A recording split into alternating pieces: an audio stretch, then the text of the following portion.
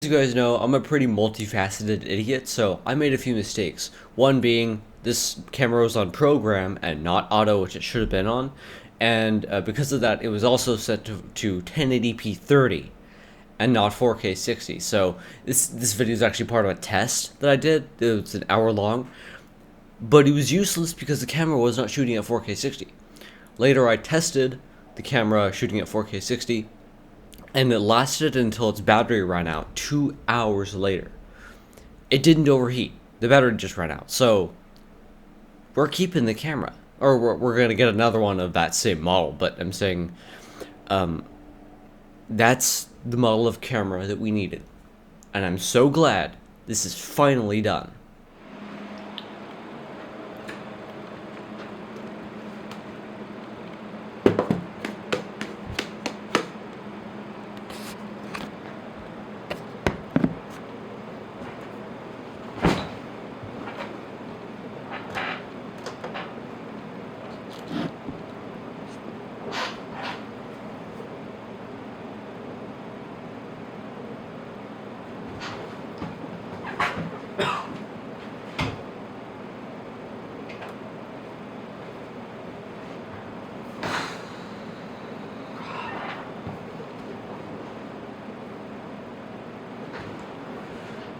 This is a test of the Canon EOS R6 Mark II, which is not a crop sensor 4K 60 video recording camera, for once, from Canon. It also can record PCM audio. Now you may be wondering, why is that special? Well, that's because most of the Canons just never did that. Stupid, I know. But you can turn it on and off, and it's hidden away. It's hidden away in a setting called sound compression, which means something different. And it's in a completely unrelated, like not related to recording section in the settings. But I found it, and it should be recording PCM audio with 4K 60 video. Why is that so special? Well, 4K 60 seems to be a really, really hard thing for manufacturers to do correctly. Either it looks like ass,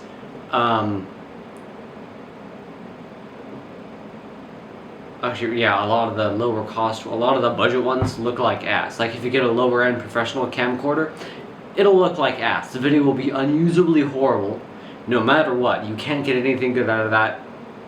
I dare you to try. No, actually I don't. That's a waste of time. Don't even try it. It's not worth doing. And we've had the Canon R8, which overheated. Actually, no, we tried the R50s. Now, 1080-60 wasn't really good enough, so we bumped it up to 4K. But those could only do 4K 30, and even then, they overheated after about 30 minutes. So, that wasn't going to work. So, what was the next step? The next step was not the computer, and instead it was the Canon R10. We got 2 of those as well, which we actually still have all 4 of those. And those could record 4K 60, but it was a 4K 60 crop, meaning it was unusably zoomed in. Like before you even used the zoom lens, like it would just, you go from having a full picture in 4K 30 to or even 1080-60 to like a zoomed in version that's cropped down for 4K 60. So it was still useless for me. My dad thought it was fine until the camera started overheating. Once again, it overheated in about 40 minutes, no matter what, so that wasn't really going to work. We needed 4K 60, and we didn't want to waste a bunch of time doing that. Unfortunately, my dad was set on getting a really, really low cost camera, the lowest cost one that did what we needed it to do. And I was like, okay, fine. Eventually my attitude changed on that, believe me. So, this is about a year ago. Maybe a year and a half. And, so, yeah. Camcorders, they don't really exist anymore. They used to, and you can certainly still buy them, but pretty much all camcorders, if they even exist, are 4K 30 until you get to the professional ones, and those are ridiculously hard to use. Don't even try. Unless you're a professional. I'm a professional, but I don't want to have to set up 10 million different settings just to get a good picture out of a camera that I'm only going to be using in that moment for about 30 seconds. Not worth it. So that wasn't really an option. Professional camcorders were not really going to work unless they worked as they were supposed to, as I needed them to right out of the box. So what were my options? Well, after the R10s and the R50s, I just started filming with my phone. I have an iPhone 12 Pro that could do 4K 60. The problem is that footage is extremely difficult to edit, which makes it, really hard to edit. But if I'm just doing YouTube Shorts, it doesn't matter. So I sometimes will do YouTube Shorts on my phone, even though they look like crap. I mean, YouTube's gonna crush YouTube Shorts down even more than normal YouTube videos, so I'm like, okay, I'll just freaking use my phone, since it doesn't really matter. But I'm gonna try to use this camera for YouTube Shorts. But anyway, that's jumping ahead. So I used my iPhone for YouTube Shorts for a while, and then I got fed up with that, so I decided, well, let's try this again. Let's try to get a camera that's suited for YouTube Shorts and it's like versatile. I could just pick it up and move it around, and it doesn't like distort or anything. It's a good camera for that. So I tried to find one of those, and so we got the R50, the R10, and we didn't want to get the R6 yet because it was too expensive, or he thought it was too expensive, so we just didn't get it yet. So then we tried a low-end professional camcorder from 6 years ago, which was the Panasonic HC-X1500. That thing was a load of shit. Don't buy that. That was so bad. The test footage I shot in this same setting was really dark, unusably noisy, had weird color rendering. Basically, it's cathode ray dude's old camcorder. I got one of those things, and that was awful. I paid less than he did, but I mean, they were a couple years apart, so that's probably why. So that was horrible. We sent that back within 2 days. Everything else we kept for weeks. So after that, we decided, okay, that was bad. So let's try to get a normal camcorder. So let's get I got a Sony camcorder that cost $1,000. We got 2 of those, and yeah, they could only do 4K 30. They didn't overheat, thank goodness, but they could only do 4K 30 or 1080p 60. They could also do 1080p 120, but it actually looked way worse than 1080p 60, so whatever. So that wasn't going to work. At least they didn't overheat, because they had an internal fan. So cool. Still useless. And they looked really old. They looked like the footage that came from them looked like it was just a 2011 Sony camcorder just scaled up to 4K. Bad. Probably better than phones, but not good enough for what we're doing, and definitely not worth $1,000 over a phone. So that wasn't going to work. What's next? Well, I had my dad search around. We searched around for a little bit, and we found I found the only consumer camcorder from Canon, because Canon's like just the best at making cameras for some reason, even though they suck in other ways. So we found a Canon camcorder that could do 4K 60, but it came out 8 years ago. No, sorry, 7 years ago. 2017. Keep in mind all the cameras you've been buying are from... Okay, the Panasonic one was from a long ass time ago, but the every other camera, like the 4 cameras, they're from like 2020, like they were brand new at the time. So yeah, so 7 years ago, 2017, camcorder, and it was their first and last consumer 4K 60 camcorder ever. And I had experience with the Canon GF60 that came out about 2 years later in 2019. I got one of those in 2022, I think, and did a lot of stuff with that. That was a really good camcorder. I was really happy with it, but it could not do 4K 60. It could only do 4K 30 or 1080p 60, and none of those were really good enough eventually. So I got rid of that, and then we at some point we had the R50s, the R10s, and that camcorder as well. But anyway, so I had experience with the GF60, and the GX10 was in the same model family, so it was basically just a bigger, better version of the GF60. There's a later version of the GF60 called the GF70, but it again can only do 4K 30 or 1080p 60, so same thing, same badness. None of these overheated. I think the GF60 might have had a fan, but I couldn't hear it. But I know the GX10 had a fan, and it needed to have a fan because it included 2 different image processors, 2 Digit DV6s, which are pretty old now actually, but they were probably pretty good at the time. This camcorder was probably the most high-end consumer camcorder ever, and it could do 4K 60, and it did it pretty damn well. If this was 2018, I would have kept that thing just from that. And it didn't overheat. It could take 2 SD cards. The battery life was awesome. Everything about it was amazing. Except the footage was just, come on. It was from 2017. The footage isn't going to look very good. So it looked like a camera from 2017. It looked like it was almost a decade old. And my dad was worried about the warranty because if they might not be able to honor it if it breaks in 3 years, it's going to be a decade old camcorder. They probably won't even have parts for it anymore, so we returned it. I love that thing. The thing was awesome. But we returned it because the footage wasn't really good enough and the warranty was So what was the next step? Well, we got 2 different cameras. One was a Panasonic Lumix, which I love, and then a Canon R8, which I loved but didn't work out. So let's get the R8 out of the way.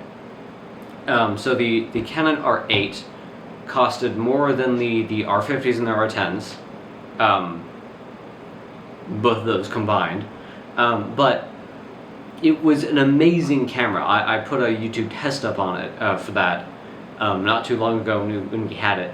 We had it for about maybe a week, and the footage was glorious. It was amazing low light performance, just incredible.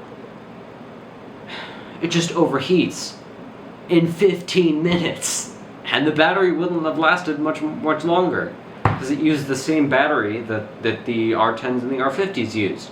It was this tiny 7 watt-hour thing, so yeah, that wasn't going to work very well. So that sucked. Let me see how hot this is getting. Huh, not bad actually. Alright, this may last for an hour. Anyway, the R8, that overheated in about 15 minutes doing 4K 60. And it didn't crop 4K 60 either, which was amazing to see. The problem is, it overheated, so that made it useless. So yeah, and the battery life being 20 to 25 minutes was useless as it is. So 2 reasons why it was useless, and putting a fan on the back didn't solve anything either.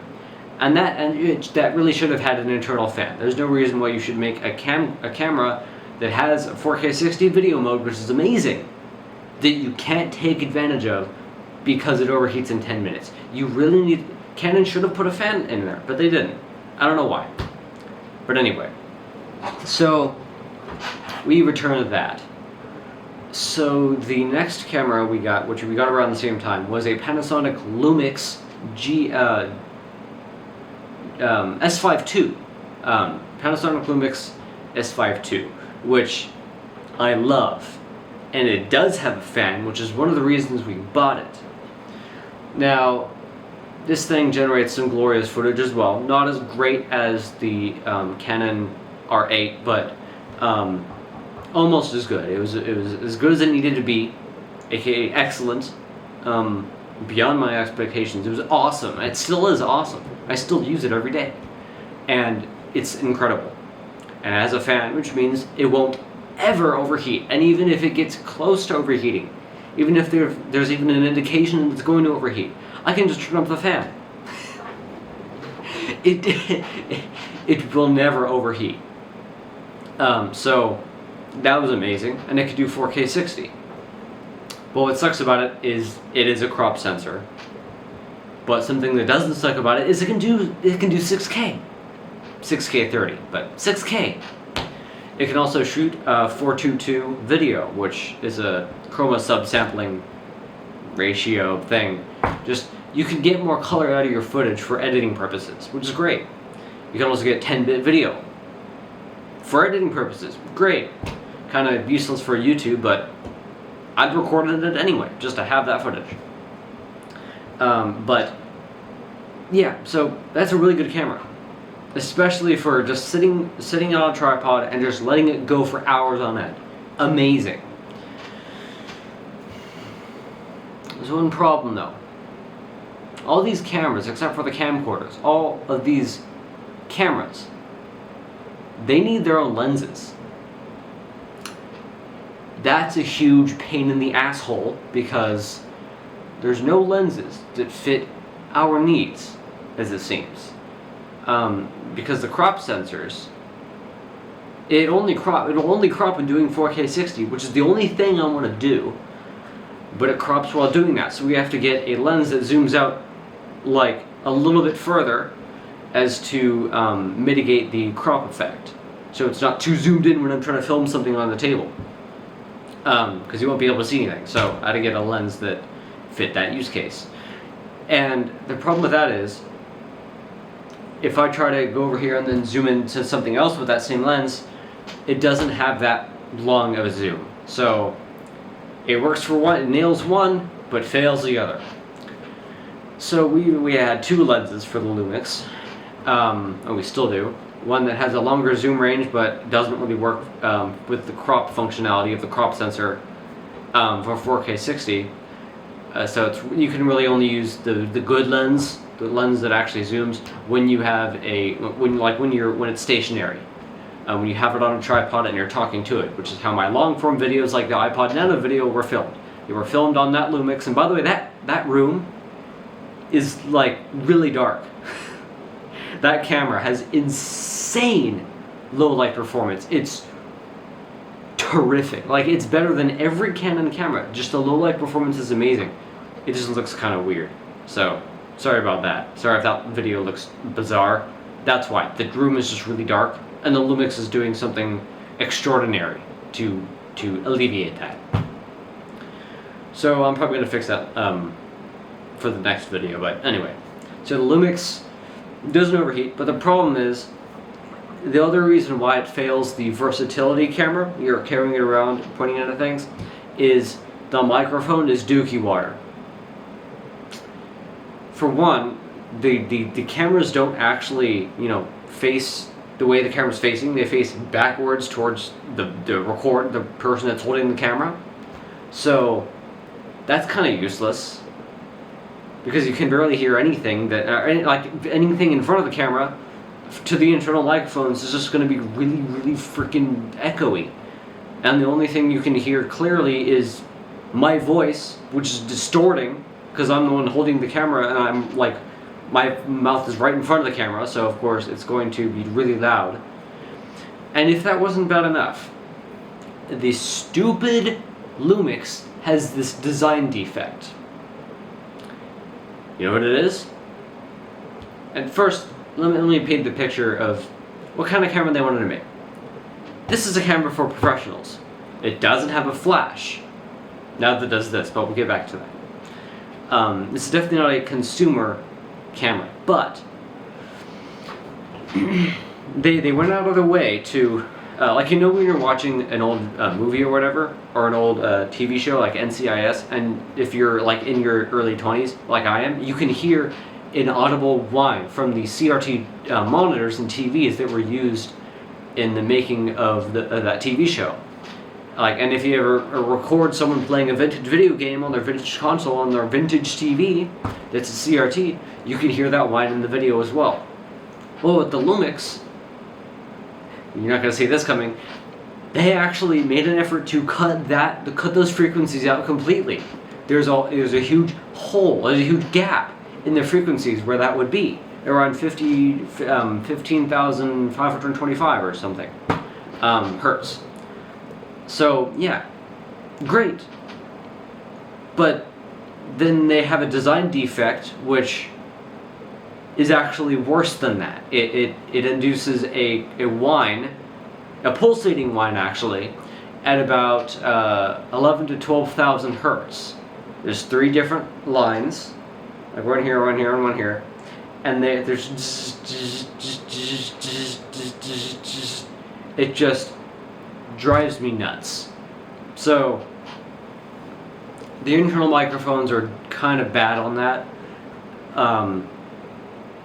If they were facing the right way and they didn't have that design defect, it would be fine. And by the way, we sent that camera back to get fixed by Panasonic, and they didn't do jack. They don't fix it. You just have to wait for the next camera to come out in that line, which it might never, and it might not even include a fan, and there's too many unknowns. Who knows if that thing would be viable like this one actually is. So yeah, so I've decided to just keep that camera as the stationary camera and get a different camera for the versatile camera. That's way more expensive, but at least it'll work. So what's next? Well, we sent the R8 back because it overheated in 10 minutes. The Lumix never overheats, but has horrible microphone stuff going on with it. But we got a Sony Alpha, which I've been begging my dad to do, because I'm like, well, we haven't tried these yet, and people say these are really good, so let's just get one and see what happens. So we got one that can shoot 4K 60, but again, it has a crop sensor, and for some reason, they don't have a lens. They don't have a zoom lens that goes down to 14 or 16, which is what you really need for a crop sensor doing 4K 60. Anything else is just useless for filming stuff on a table. So so what do you do? Well, we just bit the bullet and got it anyway. Fucking A.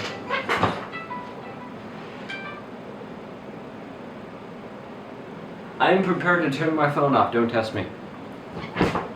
Anyway, so what we did was we just got the lens that was recommended, and yeah, it was about as useless as I expected. Who knew? At least it zoomed farther than the Lumix lens that is useful does, so whatever. And it overheated doing 4K 60 in about an hour, so a little bit better than the more than twice as good as the Canon R8 did. And the microphones were pretty decent. However, they have this weird compression artifacting that some of the Canons like to do if you record with AAC. I don't know if this does it because I haven't actually seen this footage yet. But yeah, so that's a bit weird. Even though it films in PCM, it still has some audio compression effects that go on. And I think it's the Sony Alpha 4. No, the Sony Alpha 6 Mark IV is the one that we have right now. And the battery life is actually pretty good. Oh, by the way, the battery life of the Lumix, it's outstanding. It's about 2.5 hours. And the off-brand batteries actually lasted longer, even though being smaller in capacity, in listed capacity, which is weird, but anyway. So about 2.5 hours on the Lumix, but about 2 hours, maybe an hour and a half on the Sony Alpha. Sony Alpha can't do 6K or even 8K, but It can do 4K 60, 4K 30, and I think it can even do, it can do like really high bitrate recording as well, but you need a CFast card. So, you know, compact flash, that really old 90s/2000s camera flash memory technology. Well, there was a new version of it that was developed called CFast, which is exactly what you think it is, just a faster version. They just costed exponentially more. So of course we don't have one of those, so I don't know how that looks. Probably the same, just better for editing. So yeah, the footage from that looked stellar as well. Not as good as the Lumix, but definitely good enough for just walking around with and pointing it at things, like I would do with a versatile camera. But there's no lens that suits our needs. So, oh, plus it overheats in an hour. So yeah, balls. So, what's next? Well, you know the answer to that. It's this. It's the Canon EOS R6 Mark II. I saw people talking about the R6 Mark I being like having a lot of overheating issues online, but it turns out when I searched, that was when I searched for the Mark II. So there doesn't seem to be a lot of results for the Mark II in terms of overheating. So maybe this doesn't have the overheating problem that the Mark I does, or that the R8 does, or that the R50 and the R10 do. And this doesn't crop. This is not cropped 4K 60, which is incredible. Hopefully it looks as good as I think it does, although right now the black levels look like ass, but that might just because they put a really bad LCD in this camera, which is weird. I don't know why they do that, because this camera costs like $3,000 with the lens, so I don't know why they couldn't provide a better screen on it, but anyway. Maybe the viewfinder looks better. Let's see. Yeah, we gotta test these things. No, the viewfinder looks exactly the same. So I don't know what the problem is. So I don't know. I don't know how this is gonna look. I don't know how this is gonna sound. I'm assuming it's gonna look and sound just fine, which is exactly what I need. As long as it's better than my phone, I don't really care. It'll be awesome. And that's all this has been. Just trying to get a 4K 60 camera that works for more than like an hour without doing a bunch of goofy bullshit that doesn't make any sense, like overheating, having a bad microphone, having awful noise issues, having just horrible video quality. Like, come on, those things shouldn't be that hard to nail. And if you're making a camera that can do 4K 60, it doesn't make sense why you would keep design defects or why you wouldn't investigate them or even notice them until the product is out. Like, you should fix those things if you want. If you're making a camera that you're pulling off an amazing feat, you're making a 4K 60 camcorder, which apparently is really hard to do right anyway. Then you really need to make sure that you're nailing all the other things, and not just that, because that is so hard to do. You want to make it worth it, you know? Don't put out a camera that's terrific at one thing, and then junk at everything else. It doesn't make any sense why Canon would do that, or why Lumix would do that. But yeah, everything just seems to suck, except for the really high-end stuff. Luckily, this is a really high-end thing, so I'm pretty confident that this is going to come out on top.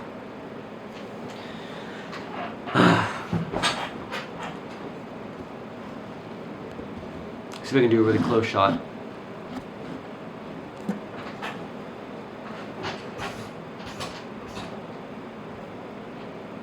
And this has been a Third Eye Redux, and I'll see you all in the next live stream, short, or video, whatever that may be. Thanks for watching, guys. Have a great rest of your evening. See ya.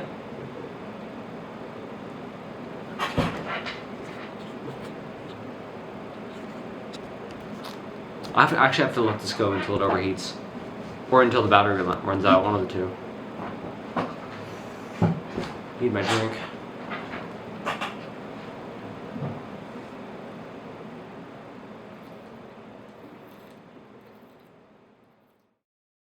it, but there may be two menus in there. Maybe two menus in me. And I only looked at one of them.